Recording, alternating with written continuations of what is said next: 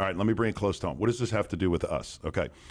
This is why the Bible loves the motif for following God as a picture of walking. Mm-hmm. This is all through the scripture. I said a couple before, Abraham, Moses, Joshua. Okay, let's take it to the New Testament. When Jesus calls his disciples, and we study this in our reading, when Jesus calls his disciples and says, "Come, follow me," that's the words he uses in English. Okay. In the Hebrew, guess what he's saying to the disciples?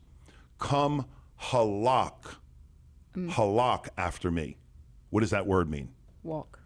Walk after me. So the picture for a rabbi, to follow a rabbi, was they said you want to follow a rabbi so closely that you're consumed with the dust of his feet or steps. Mm-hmm. To be consumed with the dust of the feet of your rabbi, meaning you're so close to him, you're walking next to him, okay? Think about other ways that we see the word walking or direction. Jesus said, if anyone goes to the Father, they have to go through me because I am the way, the truth, the life. The way. What is that? The path. That's a path to walk on. You see the point here? It's all through Scripture, okay? When you go to the New Testament, particularly the book of Acts, and the ministry of Jesus begins to exponentially grow, the disciples do not call themselves Christians. That's a later identification marker.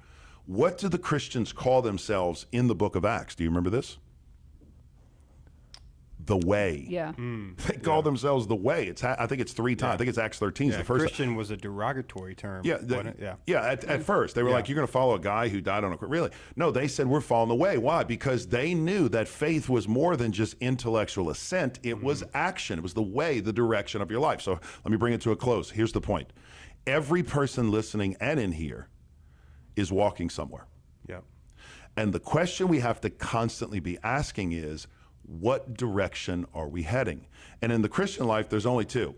North and south are out of the equation. Yeah. You're either, right? I mean, think about it. You're either walking east away from God or you're walking west toward the Lord. And there's no in between.